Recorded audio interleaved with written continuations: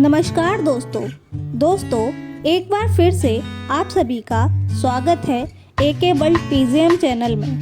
दोस्तों आज हम एक और नई बुद्ध की कहानी लेकर आए हैं, तो आइए इस कहानी के बारे में जानते हैं। दोस्तों एक बार की बात है, राजा चंद्रसेन के राज्य में एक कंजूस सेठ रहता था। उसके पास धन की कोई कमी ना थी, पर एक पैसा भी जब वह जेब से निकालता था तो उस समय उसे उसकी नानी याद आ जाती थी। एक बार की बात है, उसके कुछ मित्रों ने हंसी हंसी में एक कलाकार से उसे अपना चित्र बनवाने के लिए राजी कर लिया।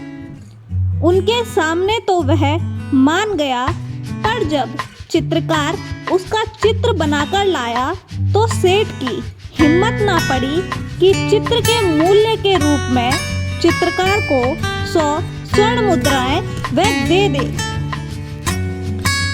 वह सेठ भी एक तरह से एक कलाकार ही था। चित्रकार को आया देखकर सेठ अंदर गया और कुछ ही क्षणों में अपना चेहरा बदलकर वह बाहर आ गया। उसने चित्रकार से कहा, तुम्हारा चित्र जरा भी ठीक नहीं बना है। तुम ही बताओ, क्या ये चेहरा मेरे चेहरे से जरा भी मिलता है? चित्रकार ने देखा, सचमुच चित्र सेठ के चेहरे से जरा भी नहीं मिलता था। तभी सेठ बोला, जब तुम ऐसा चित्र बनाकर लाओगे जो ठीक मेरी शक्ल से मिलेगा, तभी मैं उसे खरीदूंगा। उसकी बात सुनकर दूसरे दिन चित्रकार एक और चित्र बनाकर लाया, जो हूबहू सेठ के उस चेहरे से मिलता था जो सेठ ने पहले दिन बना रखा था। इस बार फिर से सेठ ने अपना चेहरा बदल लिया और चित्रकार के चित्र में कमी निकालने लगा। चित्रकार बड़ा लज्जित हुआ। उसकी समझ में नहीं आ रहा था कि इस तरह की गलती उसके चित्र में क्यों होती है। अगले ही दिन वह फिर एक नया चित्र बनाकर ले गया, पर उसके साथ फिर से वही हुआ। अब तक उसकी समझ में सेठ की पूरी चाल आ चुकी थी।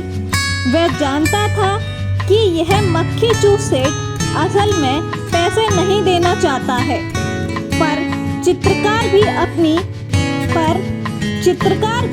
अपनी कई दिनों की मेहनत बेकार नहीं जाने देना चाहता था।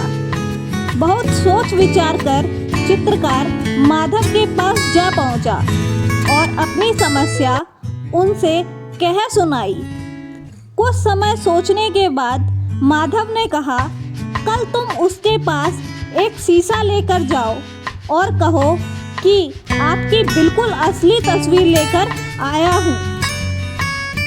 अच्छी तरह से मिलाकर देख लीजिए, कहीं भी कोई अंतर आपको नहीं मिलेगा। बस फिर अपना काम हुआ ही समझो। अगले दिन चित्रकार ने ठीक ऐसा ही किया। वह शीशा लेकर सेठ के यहाँ पहुँचा और उसके सामने रख दिया। लीजिए सेठ जी, आपका बिल्कुल सही चित्र। गलती की इसमें जरा भी गुंजाइश ही नहीं है। चित्रकार ने अपनी मुस्कुराहट पर काबू पाते हुए कहा, लेकिन यह तो शीशा है।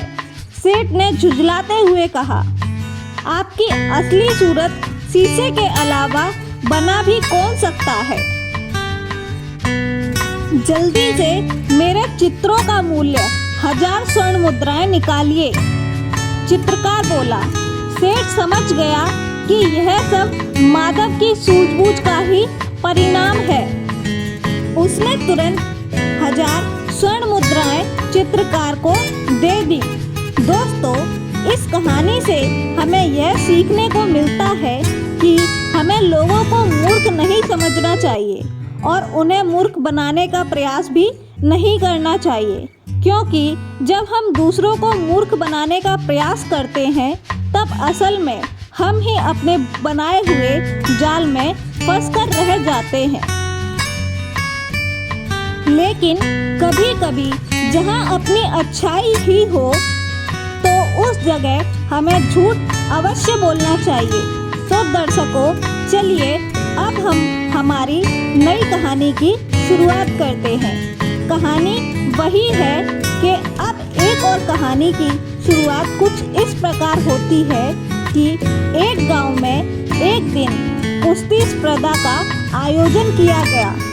हर साल की तरह इस साल भी दूर दूर से बड़े बड़े पहलवान आए।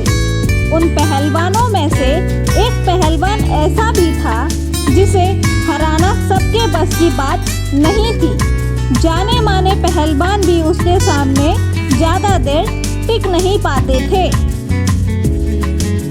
स्पर्धा शुरू होने से पहले मुखिया जी आए और बोले, भाइयों, इस वर्ष के विजेता को हम 1 लाख रुपए इनाम में देंगे। इनाम की राशि इतनी बड़ी थी कि पहलवान और भी जोश में भर गए और मुकाबले के लिए तैयार हो गए। कुश्ती स्पर्धा आरंभ हुई और वही पहलवान सभी को बारी बारी से चित करता रहा। जब हट्टे खट्टे पहलवान भी उसके सामने टिक ना पाए तो उसका आत्मविश्वास और भी बढ़ गया। उसने वहां मौजूद दर्शकों को भी चुनौती दे डाली और वो बोला, है कोई माई का लाल जो मेरे सामने खड़े होने की हिम्मत कर सके। वहीं खड़ा एक दुबला पतला व्यक्ति यह कुश्ती देख रहा था। पहलवान की चुनौती सुन उसने मैदान में उतरने का निर्णय लिया और पहलवान के सामने जाकर खड़ा हो गया। यह देख वह पहलवान उस पर हंसने लगा और उसके पास जाकर कहा, तू मुझसे लड़ेगा, होश में तो है ना। अब उस दुबले पतले व्यक्ति ने चतुराई से काम लिया और उस पहलवान के कान में कहा, अरे पहलवान जी, मैं कहाँ आपके सामने टिक पाऊंगा, आप ये कुश्ती हार जाओ। आप ये कुश्ती हार जाओ, मैं आपको इनाम के सारे पैसे तो दूंगा ही और साथ में 3 लाख रुपए और दूंगा। आप कल मेरे घर आकर ले जाना, आपका क्या है।